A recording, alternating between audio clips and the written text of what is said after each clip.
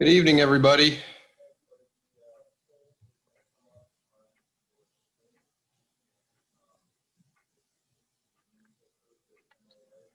I see that I have an attendee who on telephone whose number ends in 264. I don't know, is that a member of the board? You'd have to unmute yourself.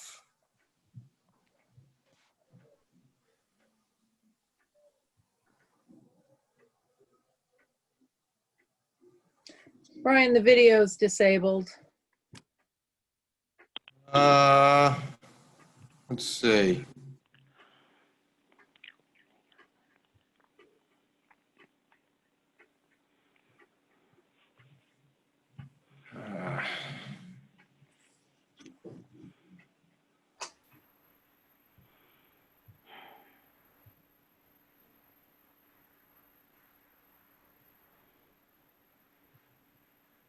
How did I fix this last time?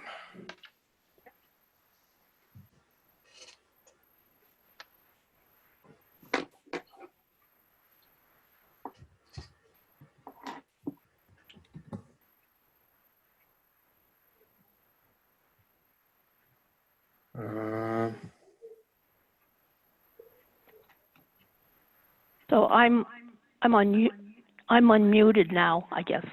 That's Carolyn Griswold, 264. Okay. And why can't I get the video to work here?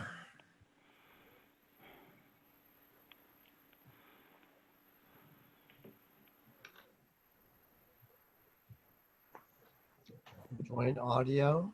Would that help?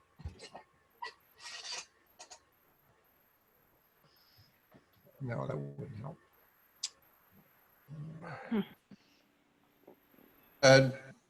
Has everybody turned their own video on?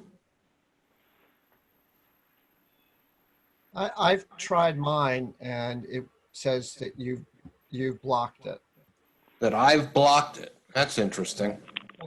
Yeah, it says you cannot start your video because the host has stopped it.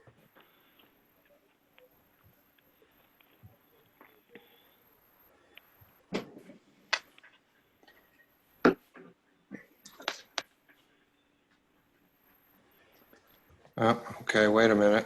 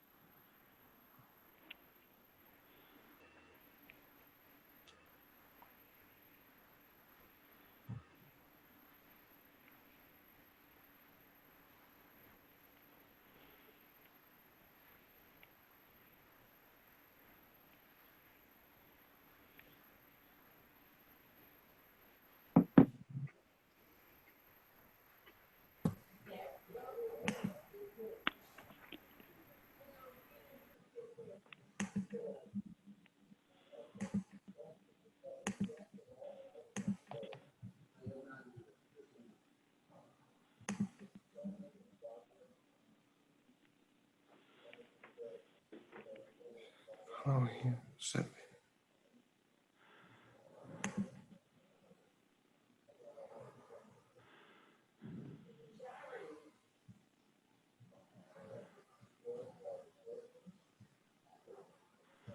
I'm sorry, guys. I'm trying to figure this out.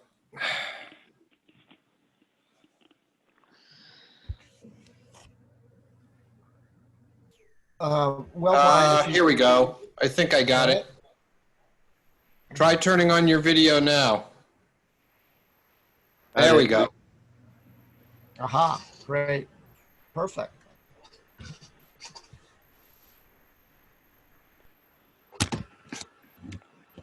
All right. And Carolyn? I haven't got video. You haven't got video. Okay, so you're just on the phone. Yeah. That's great. All right, I see we've got Mr. Harrington. I can promote him when we get to his matter. And Attorney Callahan and Mr. Schoen are also in as attendees. I can promote them to participants as soon as we get to their matter as well. So, Rich, I guess in James's absence, you're the chair. I'm the chair. So it looks like we're all set to start. We'll call the meeting to order. It is 5:35 on the 10th of September, 2020. And I'll call the roll. And you just say you're here if you're here. Shanti Anderhagen, Here? Andrew Martinez, Here. Linda Stedman. Here. Karen De Silva is not here. Jim Correct. She Garfield, said she wasn't going to be able to make it. Jim Garfield is also not present. Carolyn Griswold Here. and Rich Yunkin present. So we have a quorum. The first item on the agenda is approval of the minutes of, I believe it's February 6, 2020. And these were, have I got that straight? No, I've got the wrong agenda. Here it is. It's the May 7th, 2020 draft minutes that we're approving. Have you all had a chance to look at those? They Yes. were posted on the internet. Mm-hmm. So I had few comments, really just very minor, but fairly, in terms of change, but fairly important. And that is, we must always remember to cite the guidelines that we're working with, the standards and guidelines. And Shanti, I just wanted to check with you to see if you've got them, because Yes, this is your first meeting of the board. yes, So yes. they're basically numbered guidelines, and we usually cite them in the motions for approval or denial. And in this case, the minutes are not showing those. And I think it may be a result of our not paying attention at the time. I know that in the past, the staff has come forward and tried to bolster this a little bit. So I just wondered, Brian, if it would be appropriate for us to add the guidelines in that were used at this point for the May 7th meeting, or to just carry on and not change the minutes. I mean, if they were referenced during the meeting, I can go back and check the minutes. Minutes do not necessarily require that level of detail. Any sort of written decision would certainly have to cite the underlying legal authorities for them. Right. I don't know. I wasn't, that would have been Jim Garfield's, probably his signing off on the certificates of appropriateness. So I don't know what those look like. But perhaps if we don't want to amend the minutes now, then we should, going forward, we should be very careful about citing them in all future motions. I can just say for the record that in reviewing the decisions and my recollection, they were made, even though the guidelines weren't cited, they were made under our guidelines. And there are sort of, even though it's a summary of the motion, I can remember at the time that there was discussion of the guidelines, maybe not specifically, but the guidelines in general. Don't the applications have, require the applicant to cite a guideline reference? Yes, that's true, Shanti. And when we have, Zoom is kind of crazy making in a sense, I have to say that. So when you do speak up, you might want to say who you are, and Okay. that would help. And I think so. Why don't we just go for if there's an approval of the minutes of May 7th, 2020? Do I have a motion for that? I move. And we'll do a roll call for the Just vote. identify yourself when you make a motion in a second, so that we have it on the record. Yeah, Carolyn moves, yep. Okay. Carolyn moves. Andrew seconds. In a second. So we'll have a roll call vote. Andrew Martinez, I vote in favor, yes. Shanti Underhagen, In favor, yes. Linda Stedman, In favor, yes.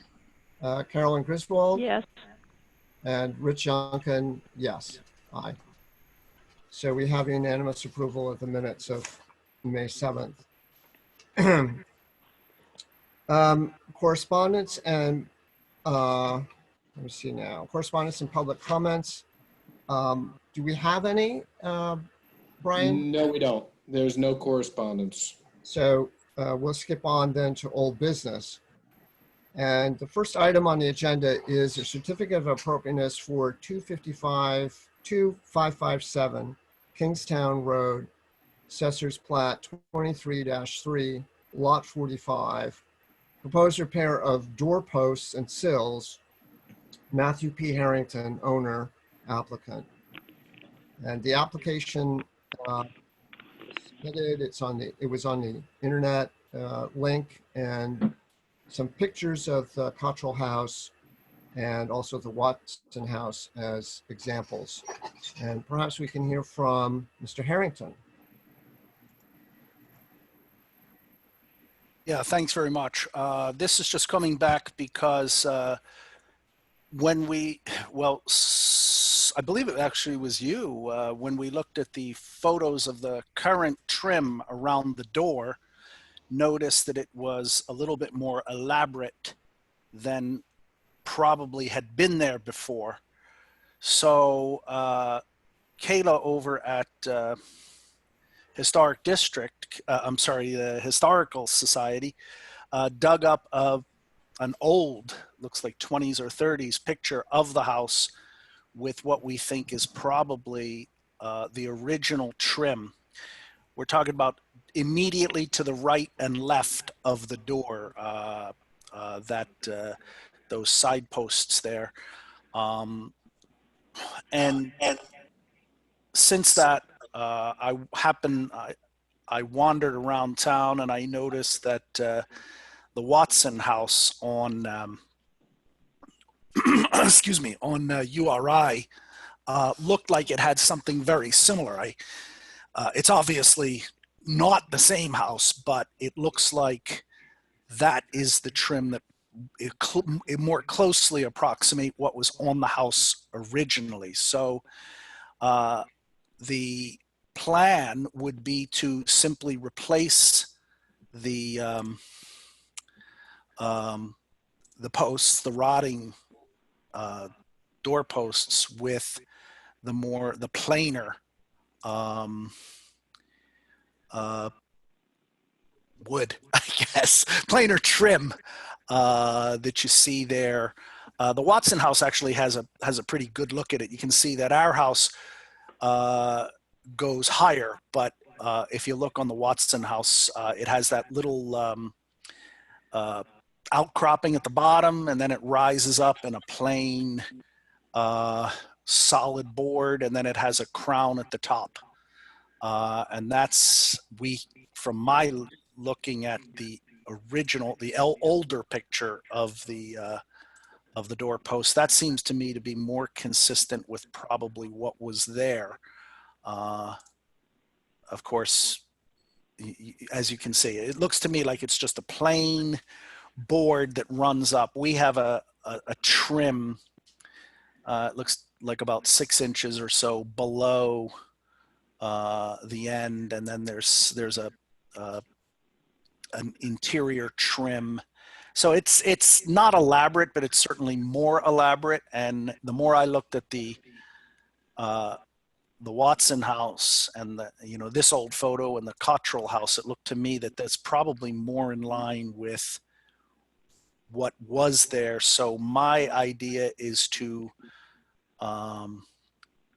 make it as simple as those two there. So to replace, again, it's just replacing the rotted wood that's coming down the side. It's at either end there, and then replacing all of the excess frills with just the plain, I don't know, 1x6 maybe. I don't know the exact dimensions, but as you see, just making it more plain than it currently is.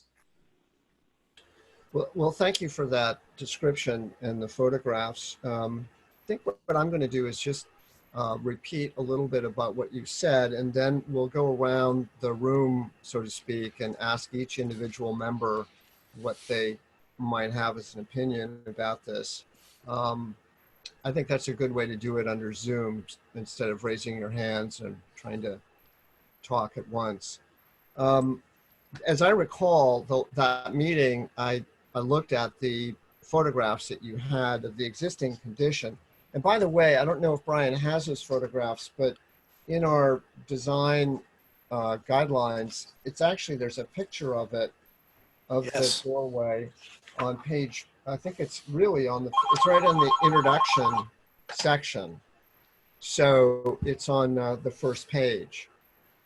And I think what we found in looking at that existing condition is that there seem to be these very simple moldings that have been applied to mimic the shape of the columns, or they're called pilasters on each side, and that perhaps, I think we indicated, and Mr. Harrington has reminded us of this, that he might find some historical photographs at the South County History Center or through Kayla at the planning office, and find perhaps what the originals actually looked like in the early 20th century. And that might be a nice guide and would follow our guideline, which I think is number 33. So that's what you've done, and provided us with some photographs of that house, the Cottrell house, and also the Watson house. The Watson house door enframement or frameway looks like it's a federal style. It's the house itself is a little bit earlier, but it seems like it got a new doorway in the early 1800s or early to mid 1800s, and that's where those pilasters show up, those plain pilasters. The bottom of it is called the base. The main part of the pilaster is called the shaft, and the top part is called the capital.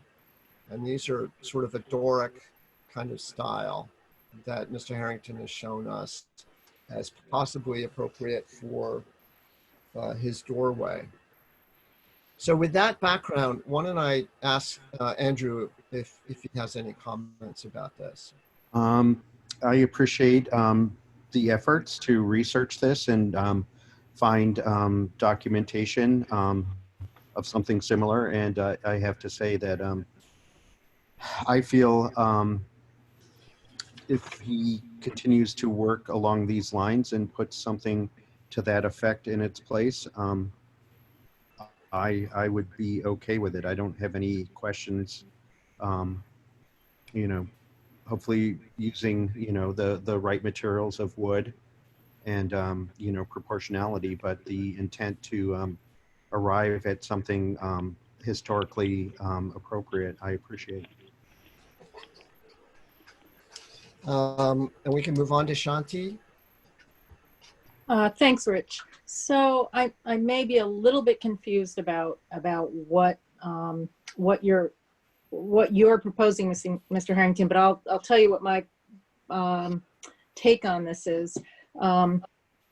It looks to me like the material that is currently in place, which has rotted, and I think that you have said is probably 20th century replacement material. Do I understand that correctly? Yes.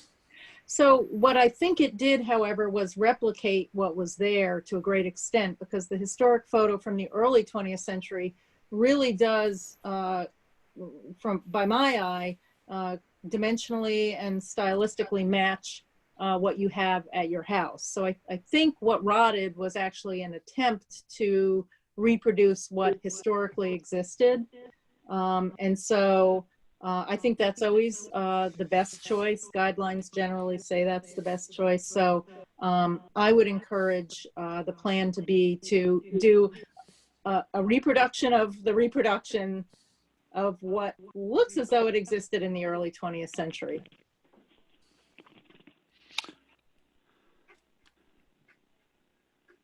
Did I make myself No, clear?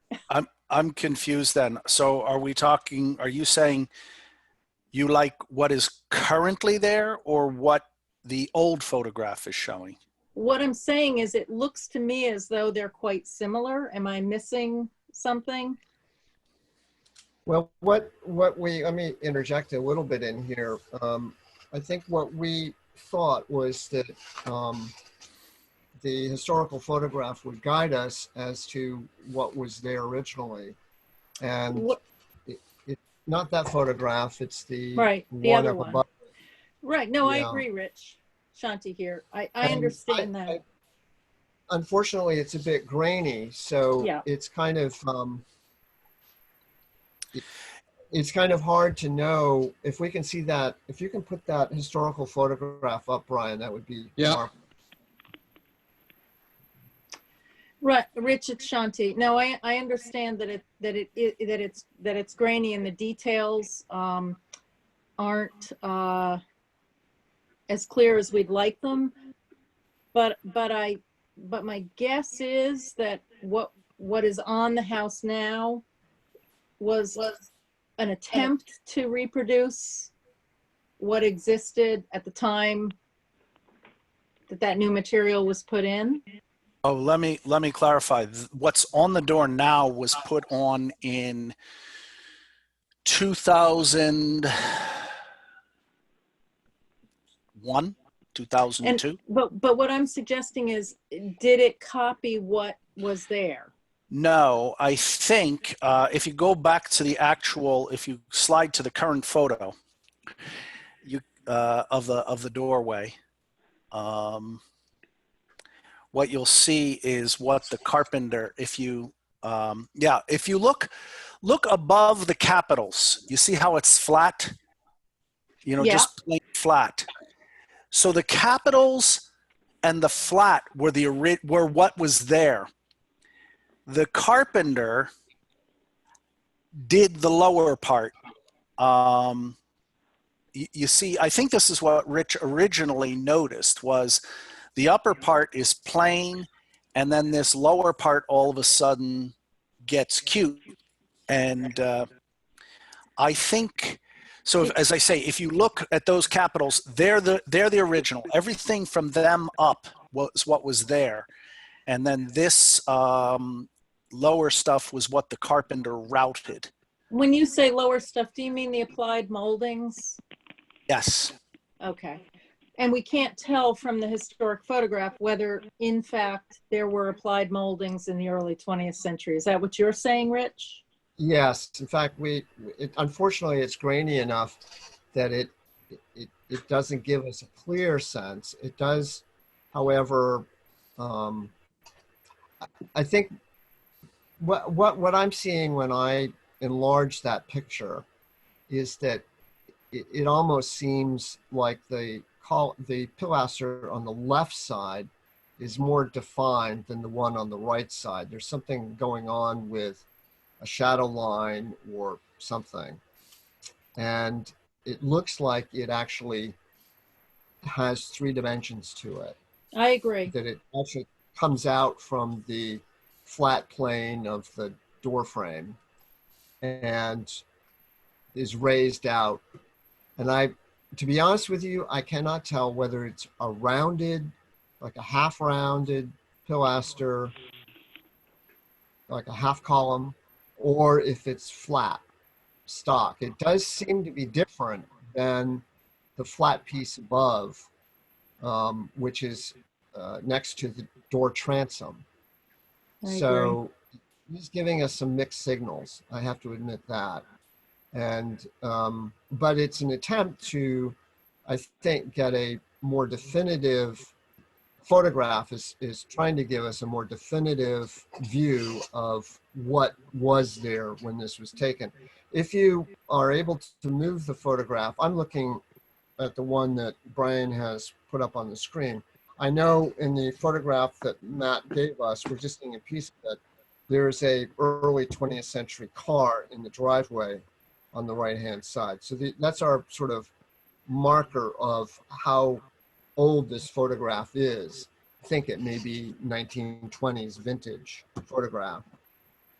It's likely that, you know, this could have been replaced over a number of, you know, if it's 1920s, it could be 100 years old if it's an original piece, or it could have been replaced, you know, once already. We just don't know that. But at least it's some historical documentation about what was there. I think our concern, if Brian can give us a picture of the current condition, which you had up a minute ago, we can see that what's odd about this is that if you go all the way down to the bottom where the base should be, the molding returns across the bottom.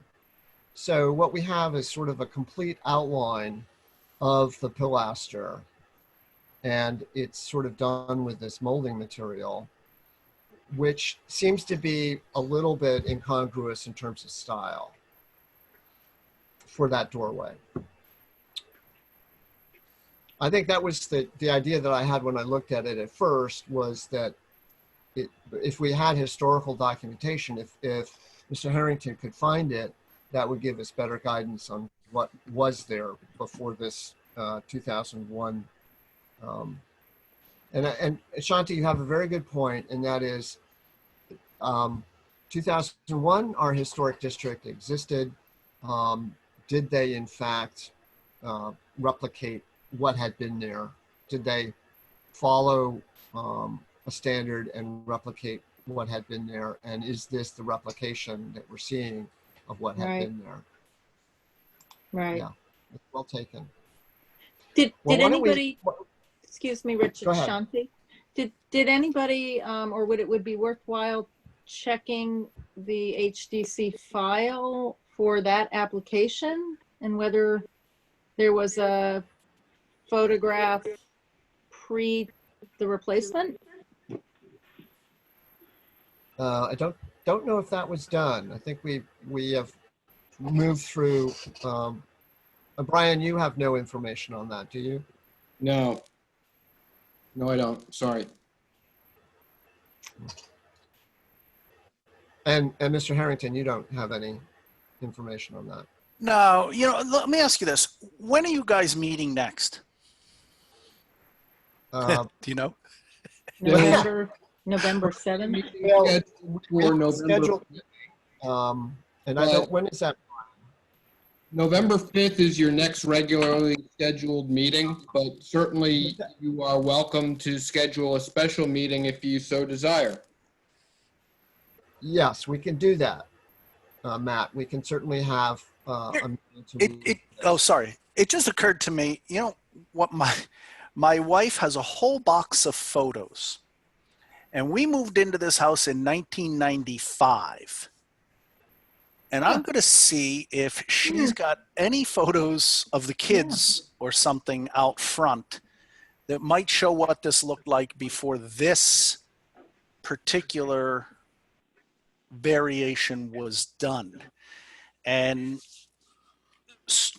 because when we moved into the house, and this is not a knock on anybody before us, but it hadn't had a lot of work done on it. And so probably what was there was probably there for quite a long time. I think it was an elderly lady who lived in the house for many, many years. There was a family that lived there briefly, I think, but I was told that it was a an elderly lady who lived there for 30 or 40 years. So I don't know that there was a lot of work to the front. So if I may, I don't know that I can, but maybe there's a photo around of this, which might be early 90s, which might be helpful.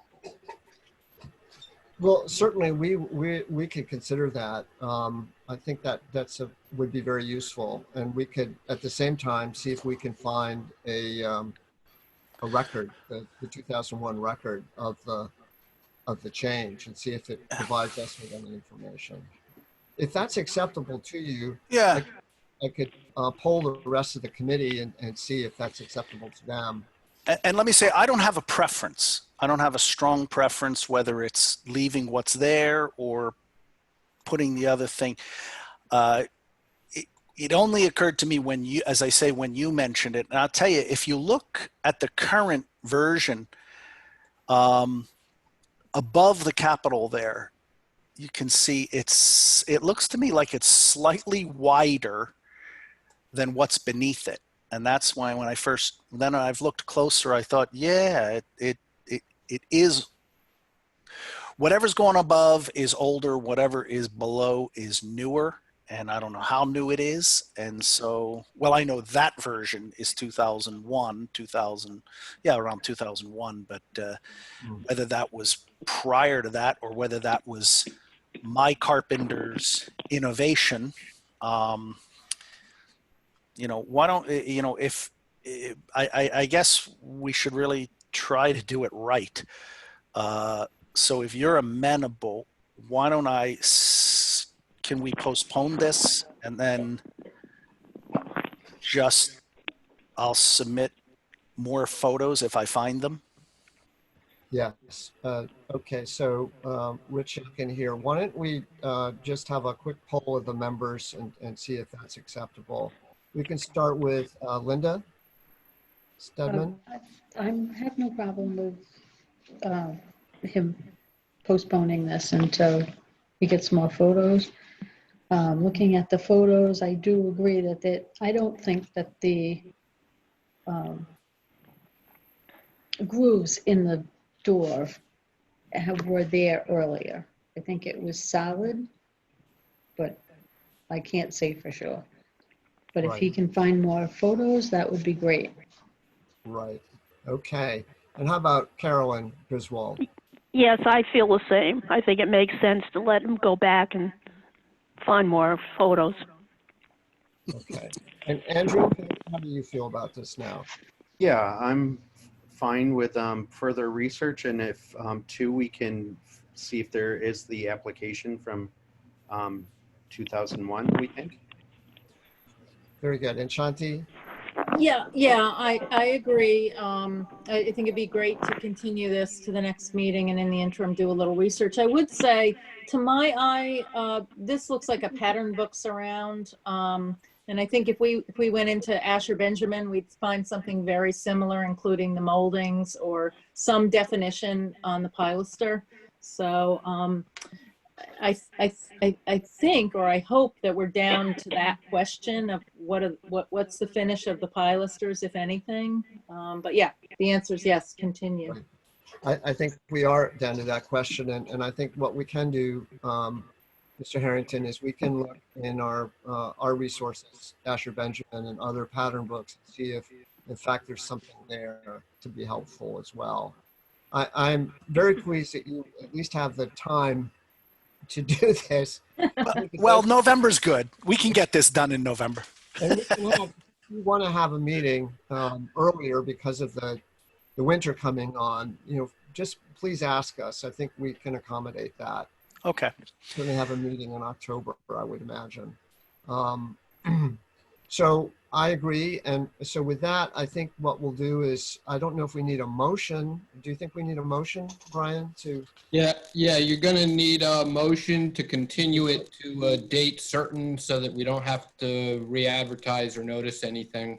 All right. So does that mean that we can pick the date now, or can we pick a date later? I would pick the date now. So, is it all right with you then, Matt, to go forward with the November? We have a scheduled meeting in November. Oh, that's fine. I mean, as I say, if we get it in November and we can decide, then we'll get the guys and rip it apart before Thanksgiving. Okay, all right. Can When I is ask? Oh, sorry. Brian, when is that date in November? It is November 5th. All right. So why don't we have a motion to postpone this, to continue it until November 5th to gain some additional information about the actual style of the pilasters. Do I have a motion? This is Shanti. I'll make the motion to continue. Do we have a second? This is Linda, a second. Is that Linda? Yes. Yes, Um, a second we the have motion to continue. all in favor? I'll do a roll call. So Shanti, Yes. Linda Hagan, Linda Stedman, Yes, Carolyn Griswold, Yes. Andrew Martinez, Yes. and Rich Youngkin, yes. So we have an approved motion. And thank you very much, No. Matt. We really appreciate this. And Can I ask one advice question, and I won't hold anybody to it? That wood there is basically, Home Depot pine or fir. So between now and then, if you guys have some thought between now and November, if you have some thought to what wood should be there, I mean, hey, maybe Home Depot pine should be there. But if there's something else that should, because as you can see, I was looking even at the old photo thinking that looks like it's rotted at the bottom of the old photo. That door has no covering, so it's constantly wet. And so if there's some suggestion as to wood in November, I'd be delighted to hear it. well, I can say this, and I think all of our members should look at the guideline number 32, which talks about existing trim and wood and architectural features such as this. And it does suggest on a case-by-case basis that we can look at alternative materials that are more weather resistant. And I think in this case, because of the fact there's no porch or hood to protect the lower part of the pilasters, that you may consider some of these alternative synthetic materials. Certainly, if you wanted to go with wood, I would pick a very good durable wood, hard grain wood that's going to last, because you don't want to go through this again. Yeah. And something durable. The reason why we have the composite materials in there in our guidelines is that we do recognize the maintenance problems of some of these buildings and some of the features on them. This is particularly designed for features that are up, in hard to reach places. However, this looks to me like it's a situation like a covering board at a sill level that's constantly getting wet and needs to be made out of something that's going to be easy to maintain. Yeah. I mean, otherwise I was wondering, I was wondering about oak or something. Like what do you put at that level there that's constantly wet? Yeah. It's mainly in the winter when you come out in the morning and it's all filled with snow and ice and it's all day long, the water's dripping from the ice above, and the mailman skips my house several days every winter and just leaves me a note. So yeah, that's fine. We can do that on the internet. That number 32 is in our guidelines, and so look at that. And 32 guideline we're using for this too. Take a look at that. Okay. Thank you so much. Great. No, thank you. I appreciate the help. You're welcome. Thanks. Bye. So we'll move on to the next item on the agenda. get oriented here. All right, I will bring in Mr. Callahan and Mr. Schoen here. Yes, what we're going to do, we had a discussion about the revolving loan fund, but I think we're going to take that and put it at the end of the agenda for now, because it's a very limited discussion, and go on with our guests who have been waiting for us. Welcome, Mr. Callahan. Hello, Mr. Chair, Mr. Wagner, the board members of the board. How are you? It's very nice to have you here. Thanks for having me. I'm just going to read the description, and then I'll ask Brian for some input. But this is a request from the planning board for an advisory input on the proposed Shepherd's Run major land development project for Assessor's Plat 50-4, Lot 12. So I'm going to read what's on our agenda. I know that you've all read that, but it's going to be put in the record. And then I'm going to ask Brian to clarify some aspects of this. The planning board seeks consultative feedback from the Historic District Commission on a development proposal for the adaptive reuse of a historic institutional building, which is not located in a designated historic district, as a boutique hotel, vineyard, and event space. The HCC is asked to focus in its review of the project on the historic significance of the buildings and grounds. Number one, the plan for reuse and the accompanying physical alterations to the buildings and grounds. Number two. So there are two aspects of this so far. The board requests guidance and opinion regarding the attributes of this site that warrant preservation, positive and negative elements of the plan for redevelopment, and best management practices for adaptive reuse projects involving historic buildings. And then we've been given the project review memo that the planning staff put together. That was on our internet link.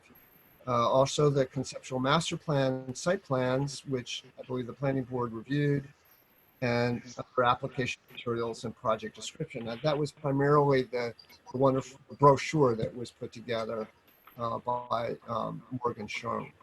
So we also provided some additional information which came from my research, which had to do with a video on Beatrix Farran, excuse me, who's a landscape architect who designed the gardens at Shepherd's Run. Also, some Library of Congress historical photographs on the house, the Sturgis residence at Shepherd's Run, and excerpts from the Dunes Club National Register nomination or registration form that speaks to the architect, Thomas Pym Cope, and the fact that he designed Shepherd's Run for the Sturgis family. So with that, I think I want to ask Brian now to go ahead and give us a little bit of background about this so we all understand specifically where it's at in the process of approval, and really to clarify what the planning board wants us to do to provide help and assistance. So this application was recently before the planning board for conceptual master plan approval.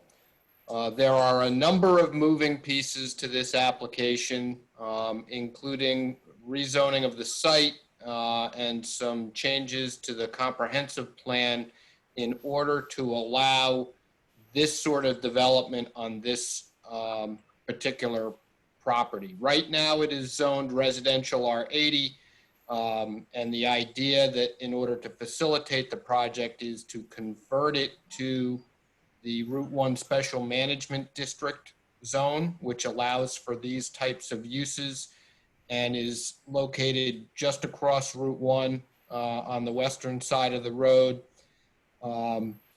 This property is immediately adjacent to two government institution uses, the Stedman Government Complex and Prout High School.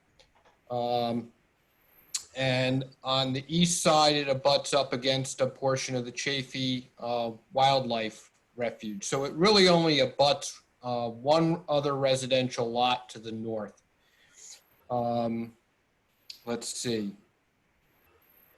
In adding this matter to the agenda, I wanted to make it clear to the historic district to stick to their area of expertise on the historic aspects of what's being proposed here, and not get distracted into the other issues that are being addressed by the planning board and the town council. I would really like to have the members of the board be able to add their expertise to this project, particularly with respect to their knowledge of the history, such as the information that Richard provided on the history of the buildings and the gardens. And if you didn't watch that short YouTube video that he provided on Beatrix Ferran, I would highly suggest it. It's very informative. She was quite the woman for the era in which she came up. And I think being able to add or recreate her vision for the gardens here would be outstanding. And I know that Ryan has actually located the original plans for the gardens, and hopefully we'll be able to do a bit of work in resurrecting them. So having outlined the parameters of the review here, I'd really like to hand it over to Ryan and let him give a bit of review for the board members as to what they are proposing to do out there. Right. So why don't we, that's a very good summary, Brian. And just before Ryan takes on that role, I just want to emphasize that we're looking at whatever thoughts we have about the historic significance of the property, and we can talk more about that. And we're also looking at, I think, the whole question about how can adaptive reuse benefit the property, and be able to advise the planning board and also Ryan and his people about what they may be what best practice they could be thinking of, and providing some sort of help to this. We're not going to get involved in the whole zoning issue or the master plan approval issue per se, because those things are already taking place. Why don't we go ahead, please, Ryan? You can give us an overview of the project, and whatever you know about his history would be very helpful too. I'd like to say that we haven't had a chance to go look at it in person. So that may be something you would like us to do. That's really your call. Certainly if we were able to go look at it, the exterior of it, we may even have more thoughts to help with. Great. Well, So, thank you. I really appreciate the time, appreciate being here. And maybe I'll just quickly, I'll probably turn it over to James real quick. See, he normally does sort of an overall intro and then pass it back to me, if that's okay with you guys. Hi, this is James Callahan, Callahan and Callahan, 3 Brown Street in Wicksburg. Here representing Ryan Schoen tonight. Thank you for your time. I think James, excuse me, if you could just speak up a little bit. I'm having trouble hearing you, so I don't know if it's your microphone or my hearing. Sorry about that. We're here tonight with the proposal for 4780 Tower Hill Road. It's a 36-acre parcel behind Prout and the Washington County Judicial Complex. And as you probably know, even if you haven't been there, it's been vacant for a number of years. Ryan is the principal of Morgan and Schoen, and we're proposing an adaptive reuse, which includes an estate, winery, boutique resort, an event venue for weddings and conferences. Quite frankly, I don't think there's anything really like this in Rhode Island. Ryan has developed other properties in Jackson Hole, Hawaii, Tennessee, and California.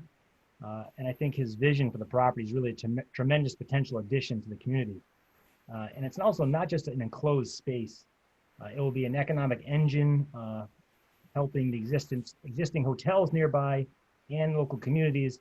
And as Ryan will tell you, we think this will be, with the restoration of the gardens and the upkeep of the current building, it will be an attraction not only within the state, community, and also regionally and maybe nationwide.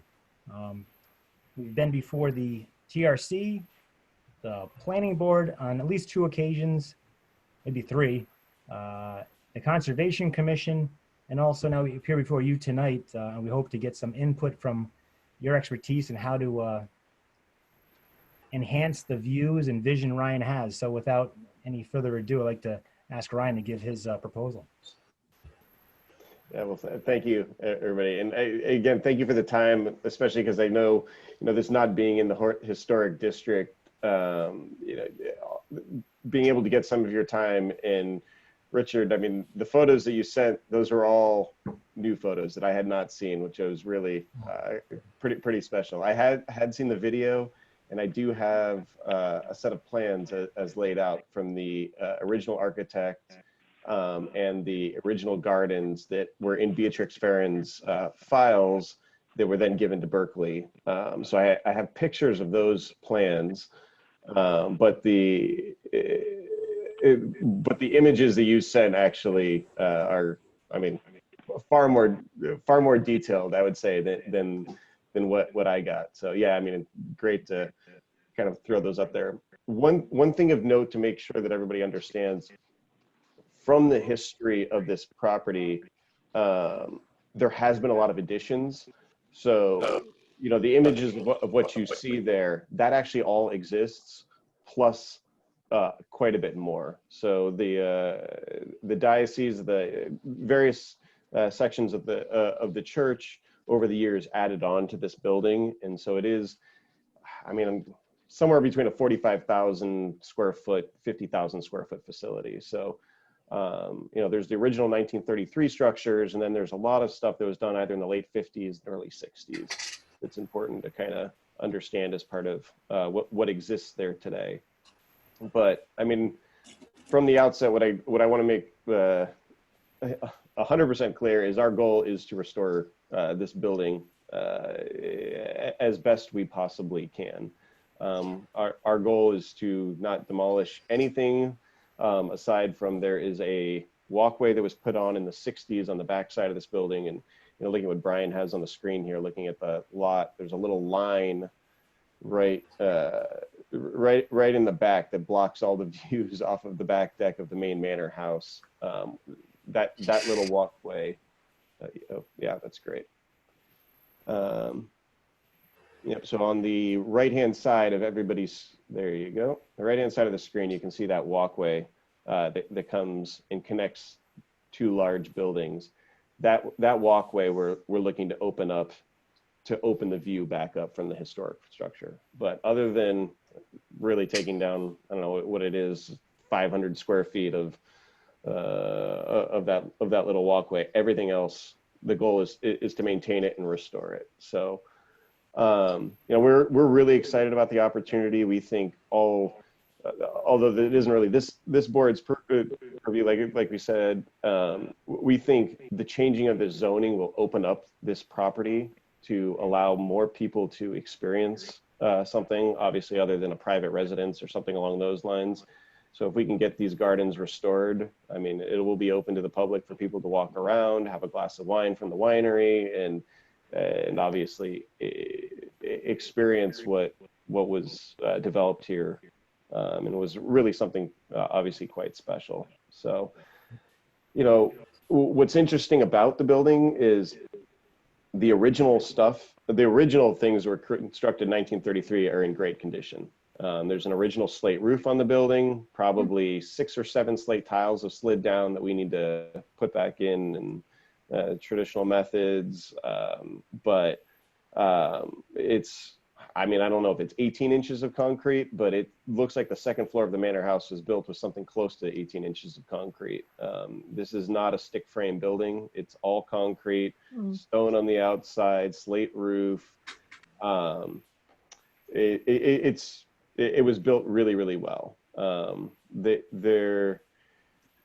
over the years, the interior of parts of the building have fallen into disarray. There's some you can tell that are original floors, and there's some original plaster ceilings that we have found above acoustic ceiling tiles that we're going to attempt to bring back. But a lot of the interior finishes were changed for various uses over the years. So, you know, it's interesting, a plan set, we have the plan set from the original drawings, and what it looks like is it's 3 pages. So it's not, there's not tremendous detail that they drew back in 1933. It's pretty impressive. An architect with a little, probably 2-inch by 2-inch block that says this is the beam schedule in here, and it's not a lot of detail, but you know, they obviously were able to build it. So yeah, I mean, that being said, it's the idea is to create an environment that's open to the public, that provides a variety of uses. You know, the winery is sort of the lead piece of this, and you can see from the site plan that we have here where we're intending to put grapes. There's 2 fallow fields, which is on the left-hand side of your screen, that exist right now. And then there's a lot of brush where the grapes are that we're looking to put in on the right-hand side of your screen.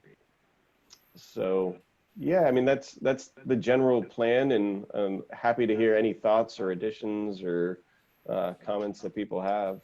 But that's basically what we're looking to do. Well, thank you, Ryan. And I think what we should do is go around the room again and see what other people are thinking, and if there are any questions, and then we can sort of sum up at the end. But I'll start with Andrew. How are you?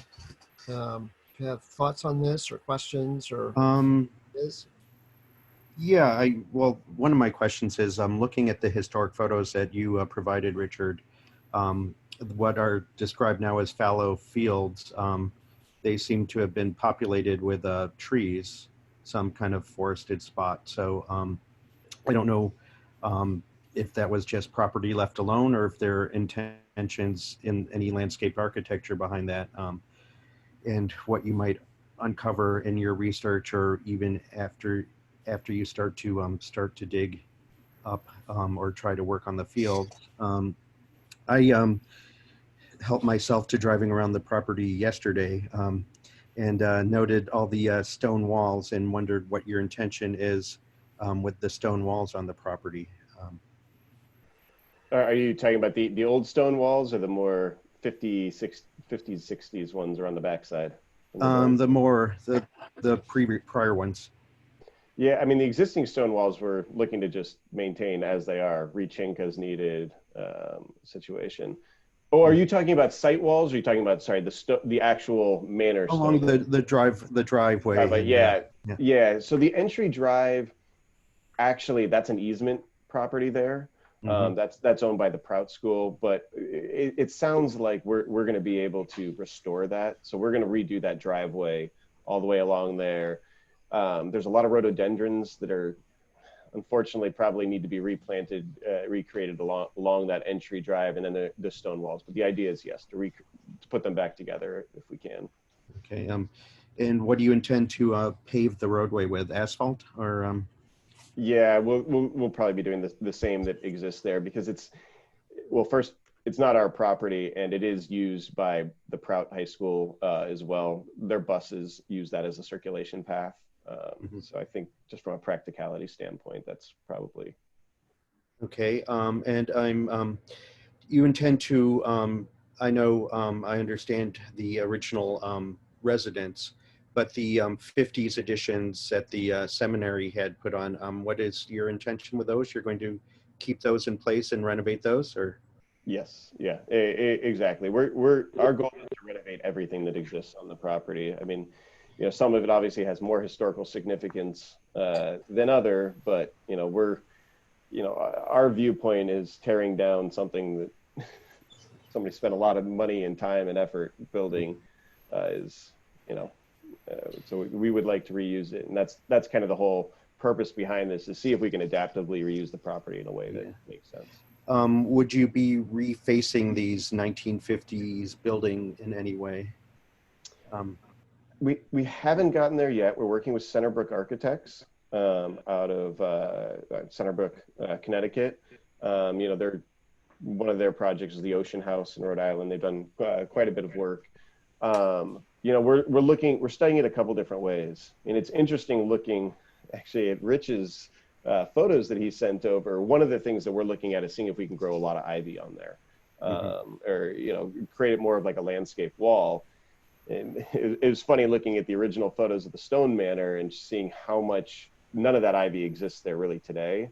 How much of that exists, and so is there a way to create some definition and some separation there by creating more of a landscaped element? So we're playing with some ideas. We don't have I can't give you a definitive. Yeah. On that. Oh, that sounds great. And if you choose to add some kind of new facade onto the existing walls of those more contemporary structures, I would love to see or suggest material that kind of matches in kind the residence and to some degree that's complementary to it without necessarily mimicking and trying to look like the house, but at least speaks to it in some way that differentiates itself, but speaks to it. Yeah, it makes sense. Yeah, Not a big long mass of brick that just goes on for days. That's not Yeah. your favorite. No. Nor ours. Yeah. I'd be happy to see that covered up in some degree.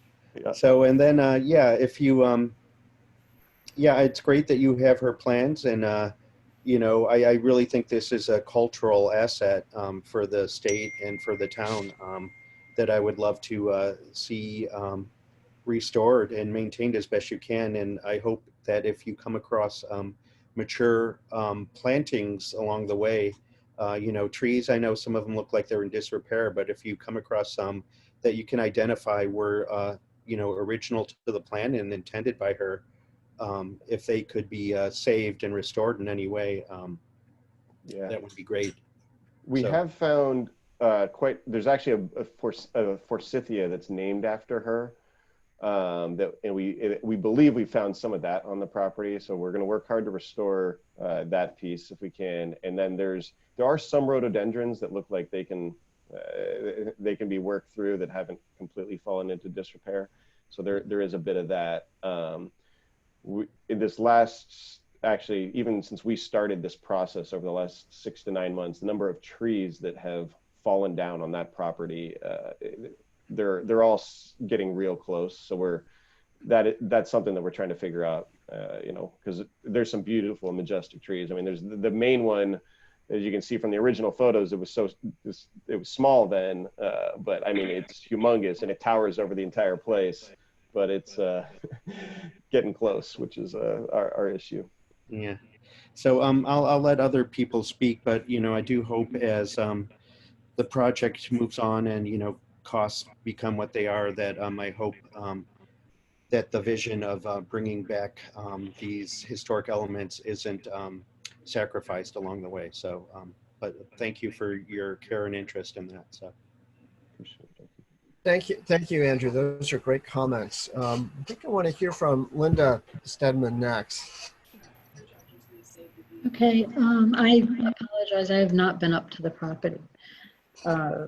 It was on my list to do and have not gotten that, but viewing the photos and looking, I would hope that you could keep it as original as possible, historically significant. And any of the trees that have come down, if you could find replacements, maybe mature replacements to put in there that's the same type of tree, that it looks like it was a very beautiful property at one time, and I did view the video. I think what you have is a great idea in the making, and I hope that you can be successful with it and keep it as historically significant as you can. It's a very nice piece of property. Thank you. Thank you, Linda. Thanks. And let's go to Shanti. Underhaven. Thanks, Rich. I've made a number of notes. I also haven't seen the property. I have an aversion to going on private property without permission, but I would really like to see it because it's hard to comment. I don't technically own it, but they're pretty open to people going through there. Almost everyone in the community has walked through the property. Okay. Well, I don't say I can officially allow people on the property, but yeah, I hear you. I grew up in South Kingstown. I never knew about this property. I didn't go to Prout. I didn't know people who went to Prout. So this came as a surprise to me, but certainly my perception is that it's a rare resource and a very exciting project from my perspective. I think projects like this have huge potential for reuse of these large estate properties. In my career, I've dealt with a number of them. So I find it a very exciting prospect. And I commend you for taking it on. I think it's clearly architecturally significant and historically significant, and that we should care, even though it's not a property that's been particularly publicly accessible or even visible from a public way. I had no idea it really existed. But nonetheless, I think your plan to open it up to a greater audience is great, and where we need to go with properties like this. So just a couple other points. I think it feels a little premature to me to be really specific in my comments about your plans, other than saying it sounds good, and restoration, I think, of the historic features, and then some rehabilitation of the later features is good. The devil's in the details, of course, and you're working with a good architectural firm for sure, but I think I would suggest that you have a historic consultant either on your side, or insist that Centerbrook have one that can both inform the historic preservation details as well as the landscape details. You know, had you had someone on that team, they would have dug this stuff up 6 months ago for you, and you would have been that far ahead. So I think it would be really important to do that, because the devil will be in the details. I agree with what others have said about maintaining, you know, portions of the landscape and, you know, repairs in kind, etc. I think one thing to note about this property that is important for everybody to remember. So it's built in the middle of the Depression. So most of the country's in angst, and this is being built with you know, high-profile architect and well-known, very well-known landscape architect. But it only served as a private home for maybe 25 years, if I'm tracking the time. So its life as a private home was actually fairly short, and its reuse, its history of reuse, is much more extensive than its life as a private home. So I think your project is actually an extension of what has already happened at this property, and I hope that feels supportive, because I think it should be.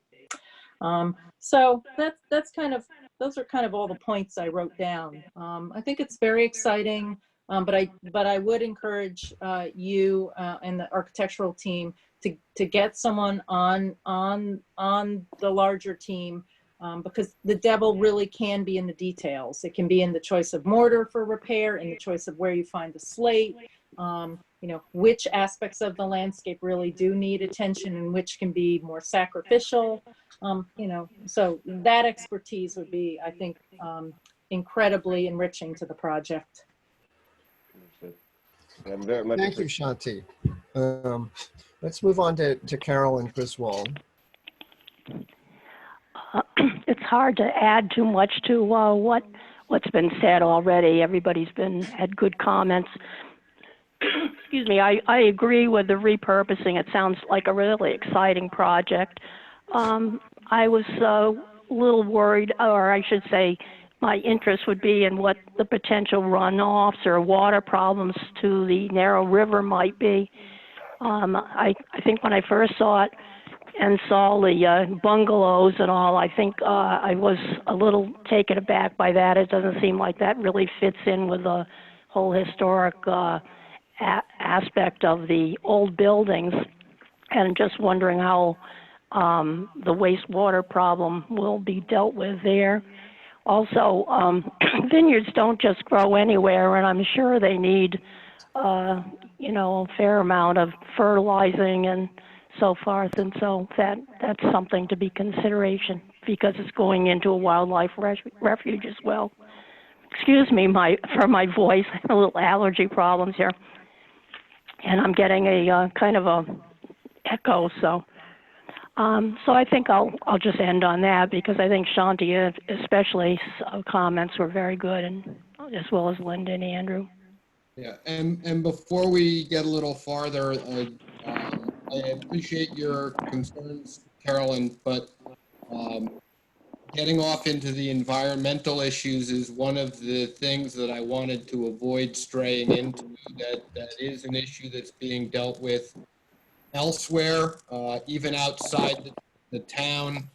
DEM and CRMC are going to have a lot of input into those aspects of this project. So if those are concerns of yours, I encourage you to participate in the planning board meetings and see how things move forward on those issues there. But I think that's sort of outside the guardrails of where we want to be with the Historic District Commission right now. Okay, I can see that. I have been there. It's been probably a couple of years, and I walked in around there, and it really is a beautiful place, and would be lovely to see it's restored, especially the gardens. Well, thank you, Caroline. And I have some comments, and then I think what we should do after my comments is let Ryan sort of respond to it or help us a little bit more. One of my things that I do professionally is National Register nominations, and I have done quite a few tax credit projects as well. Shanti has done some of this too. And I think one of the things that maybe the planning board would be interested in is whether it is, in our opinion, at all eligible for the National Register of Historic Places, and whether that's a discussion that you all might want to have, Ryan and Mr. Callahan, because the Rhode Island tax credit program is still alive. It seems to be very complicated at this point, but it is still alive. And there's also the federal program for Right. tax credits. One of the problems with the property is that there's pros and cons about its eligibility, from my perspective, and the perspective all has to do with the integrity of the resource and its setting. So, from your description, it sounds like the house itself, the residence, has a great deal of integrity, both on the exterior and on the interior, which is a good thing.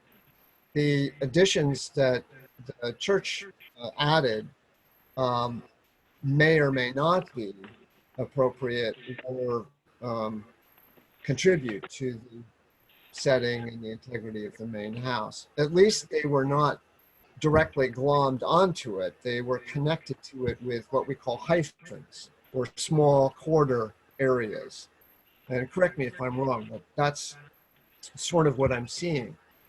And it is possible that the date of those is going back over 50 years ago. I don't know if that's true or not. It is, yeah. And does, it may be possible that the chapel building has something going for it in its own right.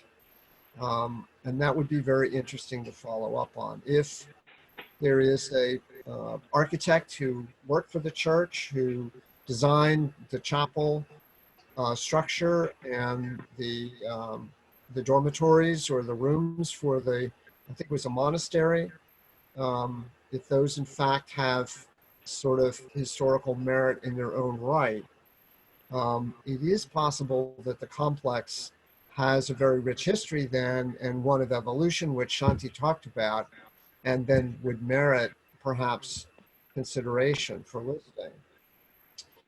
That may offer you up also some extra status in terms of the whole area as a destination, if it was listed in the National Register.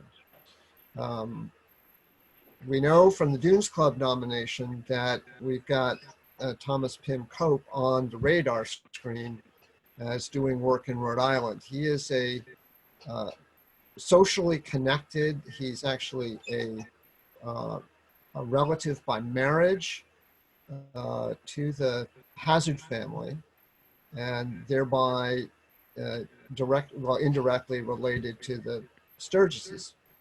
So it's very interesting that he's actually chosen to be the architect of this house. Yeah. And you know that Rush Sturgis was also on the committee that The president of the other, yeah, or of the Dunes Club that Yeah. hired Mr. Cope. And he is, Thomas Hazard was the president of the Dunes Club at the time, and he is basically married to Cope's sister. So it's a very kind of incestuous little cabal here going on with architects and clients. The other interesting thing about South Kingstown is it's not really widely known for its association with noted landscape architects, but in fact, the Hazard family is known for its association. And you may know that in Peacedale, they hired Charles Eliot, then they hired Frederick Law Olmsted, then the Olmsted brothers, then Arthur Shirtcliffe. And so the estate in Peacedale was actually constantly under the supervision of the most noted architects, landscape architects in the country for quite a long period of time. And also the houses were designed by McKinley White and others. So it's kind of interesting that this family has this patronage going for it, and that Beatrix Farrand is employed. She's also doing some of the most incredible projects at the same time. I think she's involved with Dumbarton Oaks at the same time for the Blisses, and she's also doing Dartington Hall in Devon. I think it's in England, Devon, England. These are monumental projects, and she's also involved at Yale doing the courtyards. So this courtyard design, it may be that you have more of her work at this house than just the small flower garden part that you pointed out in the master plan. So I think that this is following up on Andrew's comments, on Linda's comments, on Carolyn's comments to some degree, and also Shanti's, that there may be more there in terms of her work, in terms of the landscape, that is not popping up in the Berkeley drawings. And it would be very wise to have somebody highly skilled look at it. Your site plan, to me, and I do site plans, I do master plans for major projects and historical projects. And it looks like you're being very sensitive with the location of things away from the house, trying to give it some air, give it some space, allow whatever's there from a landscape point of view to be unharmed, and you can work with it kind of. And it may be that all the things that she put there, as Shanti has said, may not be appropriate to keep. I mean, it's not like you have to keep everything for the sake of keeping it. But certainly it might be a good idea to look at it very carefully. You may have more richness, more heritage there than you thought you had originally. All of these things, I think, will add tremendously to it as a destination. I think, as I've seen on the internet, I don't know how many YouTube films there are on her work. You've seen them, I'm sure, Ryan. It's like, wow, this woman is a star. She's connected to so many other people, like her aunt Edith Wharton. she's probably connected to the Whartons of that were in Saunderstown, who were also connected to the Copes and Owen Wister and his family. And Lafarges. You have what you could be doing for us, which would be marvelous, is bringing up like an upwell of all these incredible people that existed in South County that have really been swept under the rug. We've been very, unfortunately, very, I don't know, subservient to Newport, I would say, and also to, even Narragansett has certainly been subservient to Newport. We've suffered from the glory that is Newport and thinking that we don't have anything. Well, I So know what. I wouldn't want to steal your entire meeting here, but I think we probably could talk for a couple hours about the history of the people involved here. Because what the stuff that you're referring to, I mean, just between the Sturgis family, the Hazard family, and Beatrix, and all the things that were going on during that era, and the person who this property is named after, Shepherd Tom, and his involvement in it. It really is. I mean, it's too much to unpack in 2 hours, but I'm hoping that we can. The goal is to unpack that over years with this project and bring that history back. So I love the passion of this group, and that is the passion that we're hoping that we can bring to this thing. Certainly, it's here. And well, by the way, I know where Shepherd Tom is buried, so we know all about that. He's not here in South County. He's on the other side of the bay. But so I think moving forward, the ideas that we have are that the property certainly has richness that you can unpack over, as you say, over a period of time. And I think Shanti's words of wisdom are true, that be very careful about the details. The devil is in the details. We don't want to make you feel insecure or in great trepidation about moving forward, but these things should be celebrated when you uncover them. But in all of my projects, there's always been something that's popped up that we didn't know about that became this wonderful thing for us. And I think we found that out in Kingston, just in our review of projects in Kingston or other projects throughout town.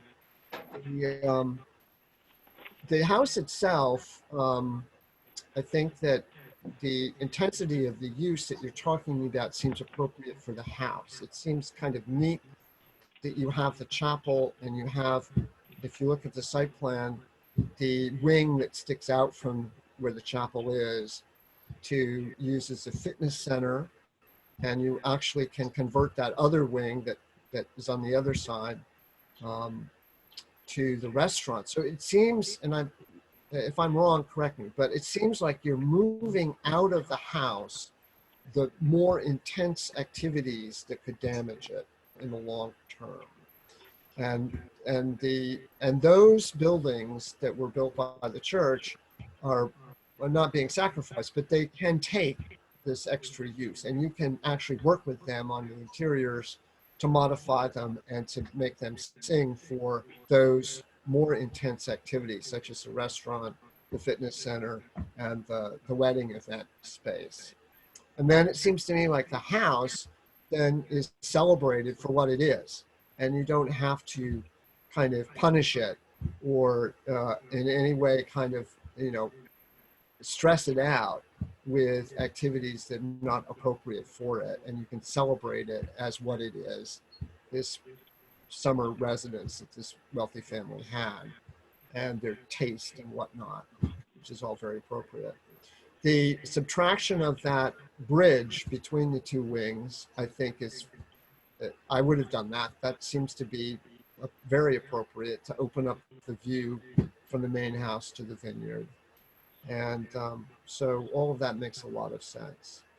I think the details are, do you have functioning windows in the main house that you can save? Do they all have to be replaced?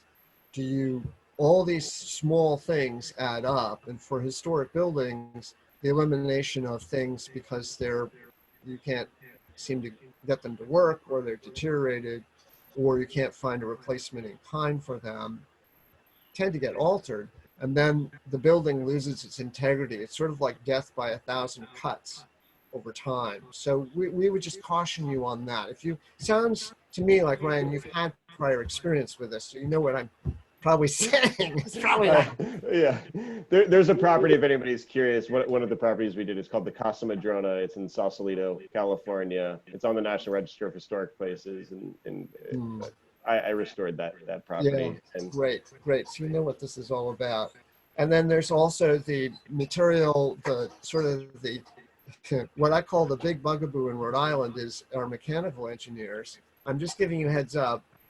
It seems like every project I've had in Rhode Island, there's been a screw up on the part of the mechanical engineers. And there've been some really incredible stories, especially with old buildings, trying to get them to work properly in terms of ventilation and all of that. So I always lean on the side of plenty of ventilation. Don't make them airtight. Don't even think you can do that. yeah. And try to make the system very simple. Don't get really involved.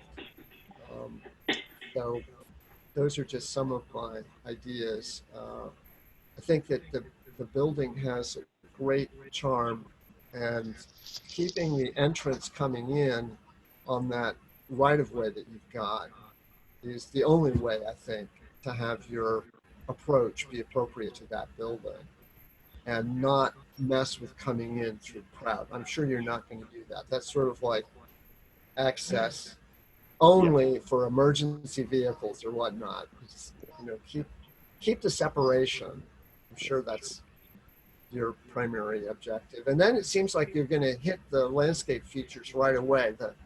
The Farron Garden is right there as you begin to enter the mortar court, and then the big tree in the mortar court. You get sort of stunned by this landscape that pops out. I love Andrew's idea. I think it's Andrew's idea about the ivy on the buildings. Or maybe that was your idea, that the historical photographs show all that ivy. And that's your idea, Ryan, that you actually no, it's fine. yeah, you could actually camouflage these buildings with ivy, and it sounds like that would be a very interesting thing to do. I'm sure Centerbrook will come up with some very interesting ideas for you to consider. But if you want the National Register evaluation, that I think does require, if you've been through that process in Rhode Island, it requires hiring a consultant to help you with that, and you go through sort of a step-by-step process for evaluation. The tax credit program in Rhode Island is such that it's depending upon projects returning money to the pool, and then that money gets recycled. So you sort of have to wait in line for that, and you have to get, that's for the state historic tax credit, you have to sort of get in a holding pattern. It's kind of frustrating. The federal credit, I think, could be a lot more easier for you to do, because you're straight commercial enterprise. You don't have any other partners. It seems to me if it could work for your financial aspects, that might be the easiest thing to do. But you have it definitely is something we're exploring. Yeah, with the federal thing, you don't have to be listed right away. You have to be listed at some time after the project is finished. There's a time period by which you have to be listed. It takes about, I would say in Rhode Island, it would take you a good year and a half at least to get listed, I would think. Yeah, we're trying to, I mean, part of it comes down to how much work we're doing, what is going to be the cost of the restoration, but we're talking, and there's an attorney, a Rhode Island attorney that reached out to us to help with that process as well. With the town agenda. So Well, very good. So do you have anything else you can tell us, Ryan, or you want to question or? No, I think you all have been incredibly helpful. I mean, obviously, it would be from our standpoint, the same thing we asked the Conservation Commission is if you are able to put a recommendation together that says, you know, we support the proposal. I think I know it's not in your committee, but an informal something that says, hey, generally we like the concept. We're in favor of it. I think that helps out from the perspective of this board's purview. Well, I think we could entertain a motion to that effect and perhaps pass a motion. But I think primarily what we want to do is provide the planning board with sort of the kinds of recommendations that we have suggested to you. We can say to them, these are things that you may want to consider, or we've passed on to you to consider. Perhaps that's the way that we would word it, that we simply gave you this information.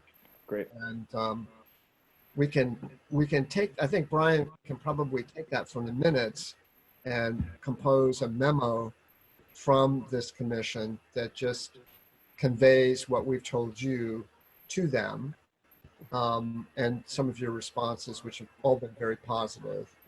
And then I think if that's my intention, Rich. I'm going to take what's been discussed during the meeting and summarize it into a memo and forward it along to the planning board. I will do a draft and circulate it to the members. You can take a look at it before it gets sent, and we'll go from there. So it'll be an advisory memo, and I'll review anything and everything that you've discussed.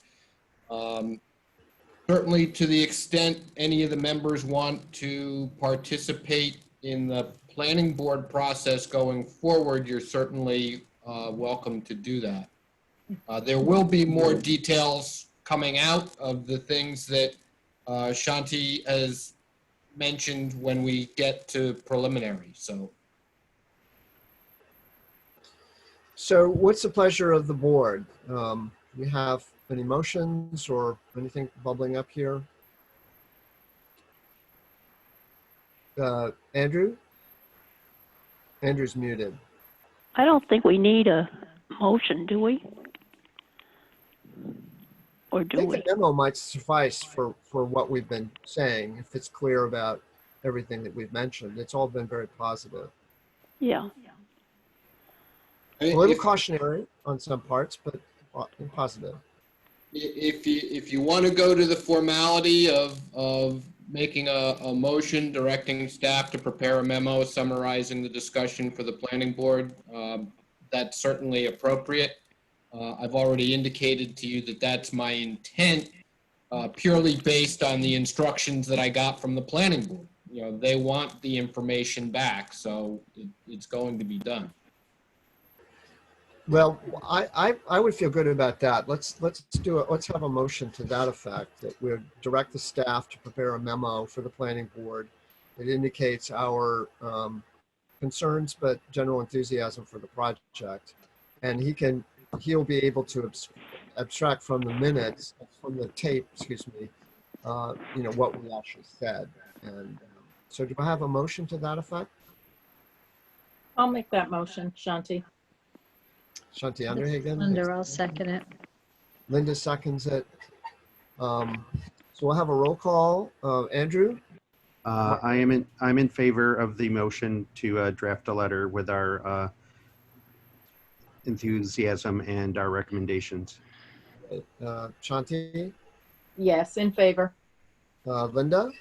Yes, in favor. Carolyn? Yes, in favor. And myself, Rich? Yes. All right, so ayes have it.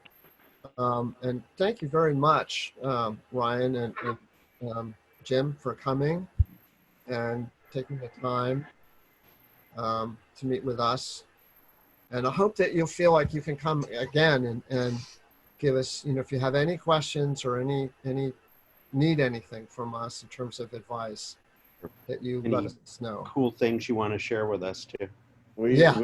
We definitely will then. So I thank you. I mean, I appreciate you guys having the conversation and being able to have the back and forth. And you know, Rich, just the research that you did along with those photos, I think, you know, it just quickly added quite a bit of opportunity for Yeah. value.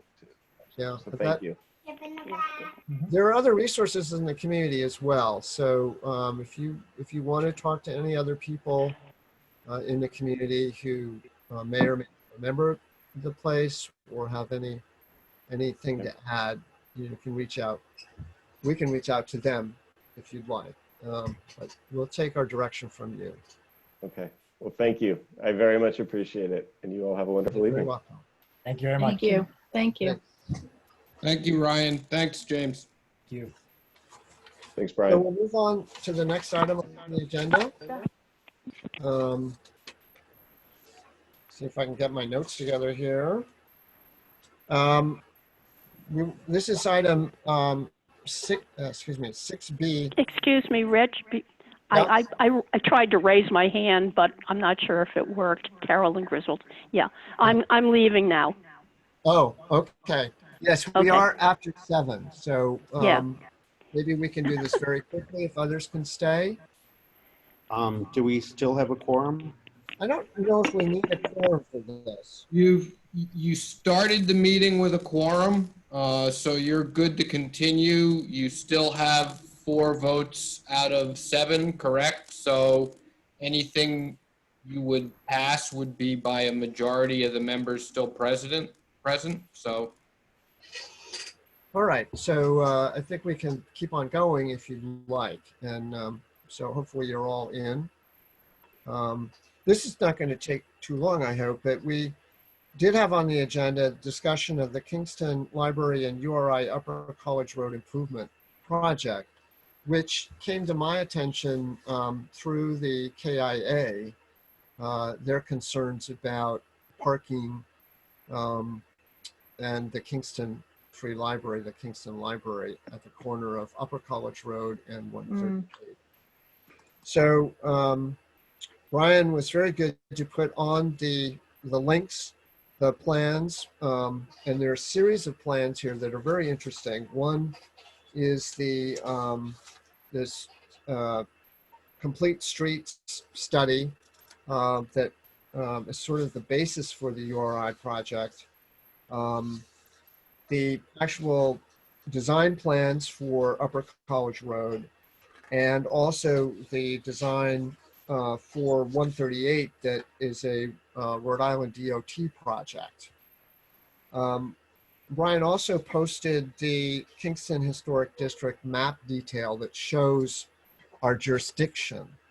And that's probably the first thing that we really should look at. And if you don't have there's a copy of that in the design guidelines book, but Brian also has that copy.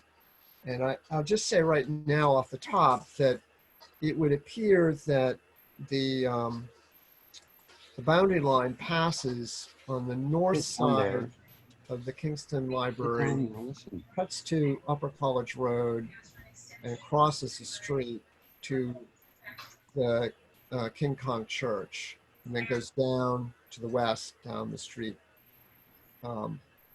It cuts out all of what is proposed for Upper College Road, but it does include the corner of Upper College Road and Kingstown Road that the library sits on.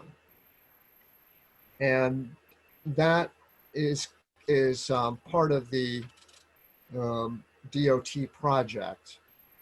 And there's some detail on the DOT project plan. Now, I have to also qualify this, and Brian can help. The DOT project has been reviewed and has been before this, before the town, and I think before the Historic District Commission in the past. It's not a new project per se, and I don't know exactly what the status is for it to be actually built, but it is. my understanding definitely. is that the 138 project is presently on hold with no scheduled time to start it. And the town, including the Historic District Committee and other town committees, did participate in DOT's whole 138 rebuilding project. If I remember correctly, the last active part of that was like back in 2013 or something like that. So that process appears to have been wrapped up for quite a bit. Right. So I think that probably I'm not sure that we really need to take any action on this except to know what's happening and to maybe convey to the planning staff any concerns that we may have. Does that sound appropriate, Brian? That we don't really have an application in front of us for anything. It's primarily information sharing. Yeah, and after you brought it up, I did speak with Kayla Gray, and I got connected with the URI people who are working on the Upper College Road project, and got my name added to the notification list and the meeting list. They actually were scheduled to have a meeting tomorrow. But I received a notice last week that they didn't have anything to discuss, so they were canceling the meeting. Oh. Wow. Well, why don't I go around the room again and see if there are any concerns that can be brought up that can be passed on, and that can just be acknowledged, I guess, maybe passed through to whomever is working on this at the town level and at URI level. I would say just my own, I'm going to give you my own first, and that is that the parking is very interesting as a, this is a parking on Upper College Road that will be eliminated in that project. And that puts a demand upon the town to search for alternative parking for the library. And the fact that I believe that alternative parking is being talked about as shared parking with the church across the street. And what's very interesting about the plans, because you wonder then how will people safely cross 138 from that parking lot. Right now it's very steep stairs going down. It's dangerous. You couldn't do that if you weren't able-bodied. And I did note in the URI, the 138 plan, that they're showing a new ramp that the church, this was done before URI started to talk about any elimination of parking for the library. So it's a very interesting plan because it's just limited to the church use, but it's showing a new ramp being built in front of the church, sort of between the existing brick sidewalk and the curb, the 138 curb, on a shelf kind of, so that you could actually go down. At least it looks like to me that you would go, somehow you would use this ramp to get down to the street level from that upper level that the church is on. So I just wonder off the top of my head that, is this part of the future negotiation for use of the parking area, that there'd have to be some more connectivity to this feature from the parking lot to make that work. And so that's just a big question mark. Yeah, So I don't know if other members, if Andrew, if you have any thoughts on this or questions about it. You're muted. Yeah. I think we'll have to unmute. At this time, I don't have other things, but I do share Richard's concern that 138 is not amenable to a pedestrian crossing if you were to start having people park in a church parking lot there. So I do worry for their safety if that were to occur. So that's my comment at this point. And just so everybody's aware, I did speak to Rich Bourbonnais, the town engineer, in looking into this, and he said that pedestrian improvements were definitely part of the 138 plan and the discussions that the town and the library board has been having about making use of the parking across the street. Right, right.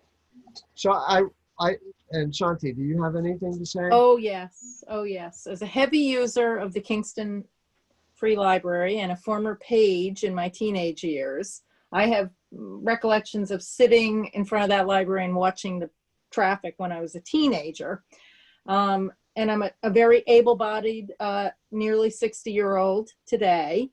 And I can tell you that that intersection is absolutely horrific for pedestrians. And I see absolutely no way that that gets mitigated in this plan that I'm seeing. I think that I cannot imagine that ramp is at all doable. The grade is excessive and it's sending pedestrians right into the road. So I think there's something wrong with that. I'm having trouble reading these plans also. The elimination of parking is very distressing to me. And I think, you know, there has to be some conversation about that and whether more parking could be arranged at Fraternity Circle. That would be a better place to have it than at the church. It's much safer crossing Upper College Road. Just to be clear, that's not Fraternity Circle. Those are the apartments. It's mislabeled on DOT. Okay, all right. The faculty Fraternity apartments. Circle is much farther down the road. Yeah. The other thing I think we have to be cognizant of is the parcel to the north of the library, which I believe John Russell owns. And I think that there is a cemetery there. Yes. But, Is that, Yes. am I Believe there remembering? is. That's So, correct. you know, I think we need to keep our eye on that because it would look like an attractive place for a library parking lot, but I think that's probably not appropriate. But I think it's a very distressing plan all around. I just, from a user's perspective, I walk this area 2 to 3 times a week. I'm really familiar with the traffic on 138 and getting around this intersection, and as a board member at South County History Center, we all talk about how we move around this intersection. And I don't see that this plan, either plan, the university or 138, helps the situation. Right. Okay, those are great comments, and I hope Brian, you're going to be able to. We're going to ask you to do a memo, I think, to the I don't know who it would be, to the staff and probably to the town manager about this. So at least that'll be up for discussion after we all finish. I'm not sure whether I can say that that's appropriate, Rich, because I think a lot of the issues that you're really discussing right now are sort of outside the formal purview of the Historic District Commission. We sort of discussed informally the fact that URI's Upper College Road improvements do appear to me to be outside of the historic district, which means outside of your regulatory purview. And Well, the DOT improvements that do seem to extend, up to the crosswalk there on Upper College Road, that appears to be over and done with. Any opportunity for input on the town's part has been had. So I'm not sure that comments from the Historic District Commission pertaining to items like parking and pedestrian safety are really within your sphere here. Well, actually, what is in our sphere is the physical alteration of that landscape for that ramp and for those, any connectivity to it from the parking area. So I think we could convey that, and the town can dispute that if they want to. I mean, we are a town agency. That's what we think is our jurisdiction, because we have in our guidelines and All right, so we're talking about the Congregational Church property then now, not the Correct. library. correct.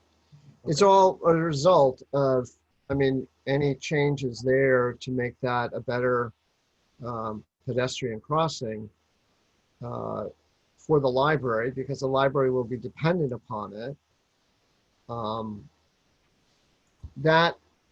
That's being sort of, that whole concept of a change is being aggravated or pushed forward because of the nature of having to have parking. If the library, if this project was not subtracting parking out of the library's their sort of portfolio, if they weren't eliminating the parking on Upper College Road, I don't think we would be as concerned about this 138 improvement that's being proposed. We would have less. Now we can see that that will really be used by a lot of people, including people who are going to the library. And it's going to have to be altered to accommodate. I mean, I don't know how it's going to be altered. I'm just assuming that there'll be some alteration to it to accommodate people parking, using the church lot for library parking. It seems to me that it doesn't really connect to the parking lot. It connects to the front of the church, the ramp system. Well, It connects to the sidewalk, I can guess. speak to the town engineer to see if he has any more detail pertaining to access to the parking lot. Again, I dug around in the planning department's files to see what I could come up with respect to this information. I think this is very similar to what I got from Rich, but certainly the telephone discussion I had with him seemed to indicate that improvements connecting the lot to the street for use by library patrons was part of this. I can see if I can get some additional information from him. I think this is just like a heads up, guys, kind of thing, that there is an alteration to the bank and the steps of the King Kong Church that has been part of the 138 project, and the date on this plan is 2012. But we just wonder, with the additional library use, if this is going to work or be an appropriate solution, and that we have, we think we have some jurisdiction, or we've taken jurisdiction over the treatment of landscape features, stone walls, fences, pavement, etc. So in the past, so we're not altering our existing mode of operation here. We're just saying, okay, we can anticipate something coming down forward on this that may be a change, and we'd like to review it. We're just saying, maybe you should look at this more carefully from what was on the 2012 plan, the DOT plan. Right, and I will look into that, but I just want you to be prepared that the response may be that the time for input on the project within the 138 road right of way is closed. Well, okay, we're not going to comment on that, but what we would want to see is, what is the town's solution? What is the solution for this parking? Is there any physical change being contemplated, which we would have jurisdiction over? And like I said, I will look into that to see whether there's anything above and beyond what's incorporated into the Route 138 project that may be involved in the library board's negotiations with the Congregational Church to Right. make parking To accessible. improve. Yeah. That I And can, ultimately, we can expect, I mean, I hate to be the doomsday person, but I think we should down the road think about the future of the adaptive reuse of the library, because it's not going to survive without It- parking. My, And my in fact, concern exactly. and I think I should pass this on to Linda and Andrew. I said too much. Linda, do you have any comments? I agree that the library needs parking, and I can't. I guess I'm new to this. I can't wrap my head around how the historic district doesn't have any jurisdiction over the ramp that they're planning on putting coming out of the church parking lot that's clearly in the historic district. And I remember years ago when the state went through and did something outside of the church on the stone wall, Yes. that the town came back and said, "Well, you didn't come to us. You should have, we told you to do it this way, and you clearly did not." So is the state telling us that it doesn't matter if it's a historic district, that they can do whatever they want and it doesn't matter? no, what I'm saying is that the 138 reconstruction project may have been opened and closed for public comment and input, that the town and the Historic District Commission at that time actively participated in that process. And if that process has now been closed, the Historic District Committee doesn't have the right to come in and reopen it. That's a public participation process that's run under rules, and it may be done. To the extent that changes are being made outside of the road right away on the Congregational Church property to facilitate access to their parking lot, I would agree that you have right to input on that, if that's something new. So it's Okay. going to be a matter of, sort of the town as a government, they own the library, uh, but they're going to have to somehow figure this out.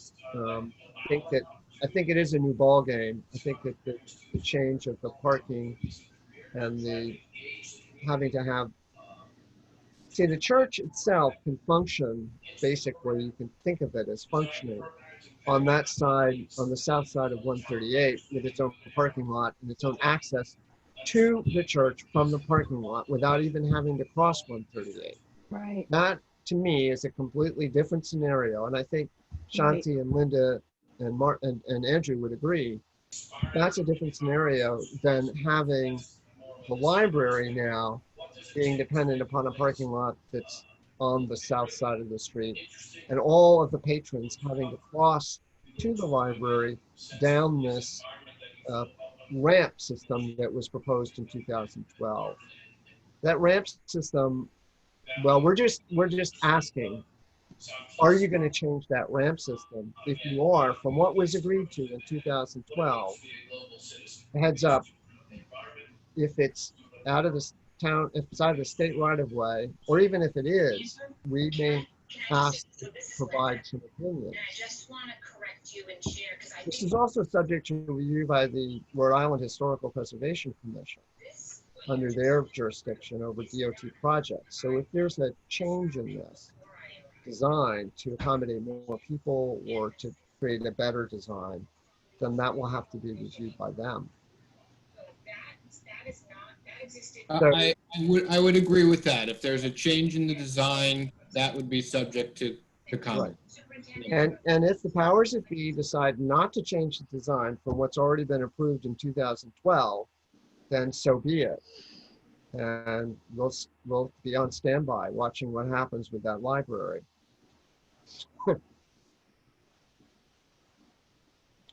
And as a footnote, you can't have a viable use in today's world with a building that size without adequate parking.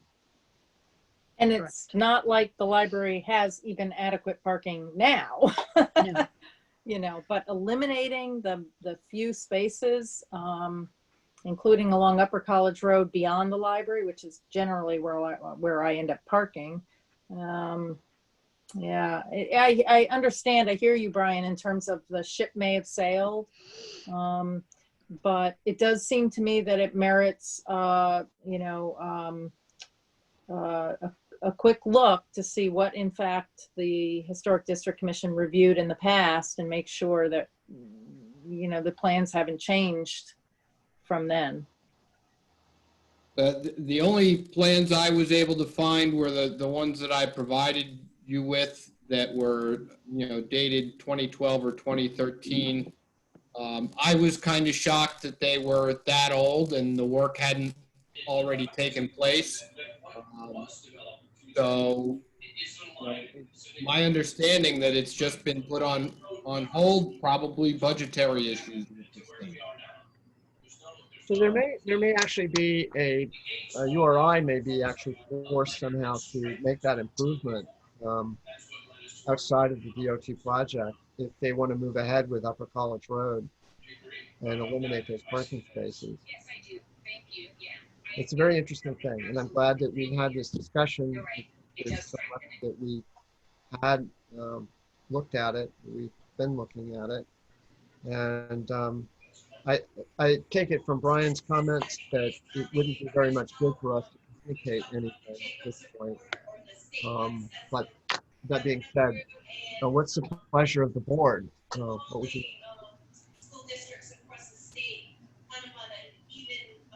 Is Andrew still with us? I can't see his picture. He took this. Yes, I am. Do you have any? Do we want to do anything about this or not? I'm really not sure at this point. I mean, we can give them an advisory opinion, but I guess our opinion is that this falls within the realm of the borders of the historic district, and that, you know, there needs to be some sign off along the way, not just, or, you know, our advice needs to be taken into consideration. Right. So Right. that's what it's. Shanti, do you have any? This is a different issue. Well, I think if, in fact, there are ongoing discussions between the DOT and the library board, or the town and the DOT regarding the library board, I mean, I think there just needs to be recognition that within the boundaries of the Historic District Commission review and approval may be part of that process at some point. Right. And that would be for this, any change from this 2012 plan. Right. Yeah, that's sort of where I'm going. Just to give them a heads up that, so I think there's sort of a consensus of opinion that we should just send a memo to the staff, to the planning staff, to say that. And Brian, if you want to put that together, that would be fine. But, I guess I'm just a little confused as to who I am addressing the memo to. well, I think we could address the memo to the we know that there's been some negotiation in the past from the planning department to URI. And now I would think that it must be the negotiations going on between the town and the library board. There must be some point person that we could address. Would it be the town manager? I can talk to the town manager and the town engineer, and maybe I can make a a contact with the library board and try and get a better sense of what's going on there. And I can get back to you at the November meeting. It's not like I expect that there's anything imminent to occur on this. Nothing has certainly been brought to my attention. The 138 project isn't going to start up tomorrow. And URI, while they are, it does appear that they're gearing up to move forward with the Upper College Road project. Again, not going to happen between now and November 5th. Right, right. Well, I think that would be fine if you just want to convey what we've been talking about to them without anything more. Okay, I can do that. So what I will do then is to continue to investigate with the town as to what is being proposed to happen over there with respect to accessing the parking at the Congregational Church in terms of alterations.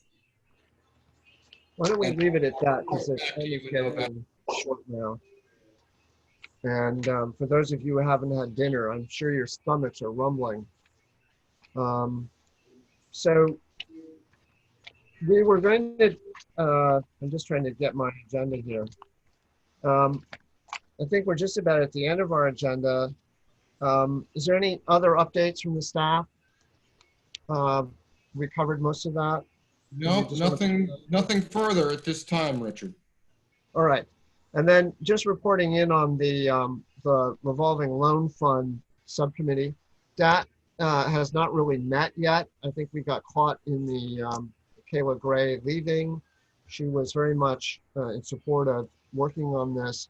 And so I'm going to sort of put that back. You don't have to say anything about this, Brian, tonight, but I think what we want to do is reach back to the Brian and rest of the staff and see if this interest in this loan fund is continuing on the part of the town. And if it is, then we'll get activated and get moving.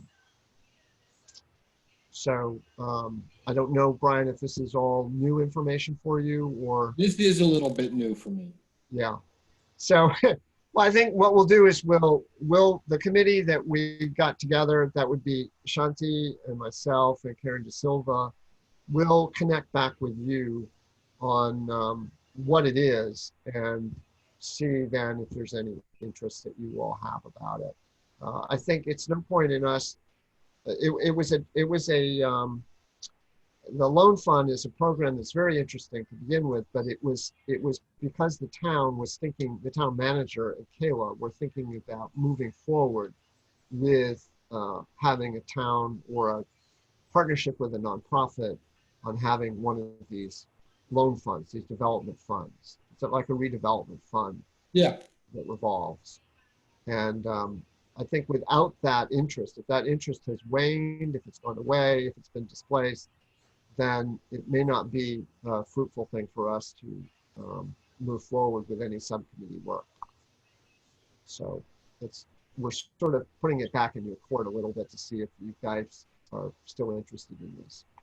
Okay, when I put the agenda together for the meeting and noted from the minutes from May that was to be carried forward, right. At least from what I read in the minutes, it was my understanding that it was there because the members of the subcommittee would be reporting back, not me. So I didn't do a whole lot of research into it. Right. It sounds like it's a new thing that really wasn't on your radar screen.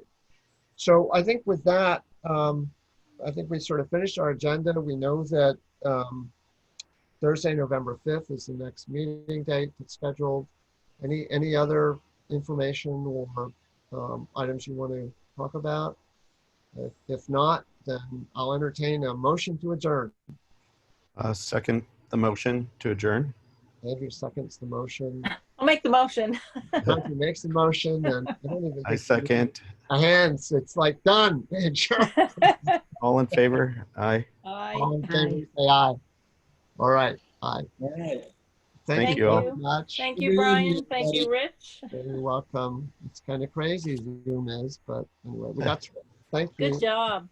Take care. Stay All safe. right. Good night. Good night. Good night, Andrew. Good Good night. Good night, Brian. Thank you, Brian, very much. Yeah. Good night, everybody. I'm gonna sign out here.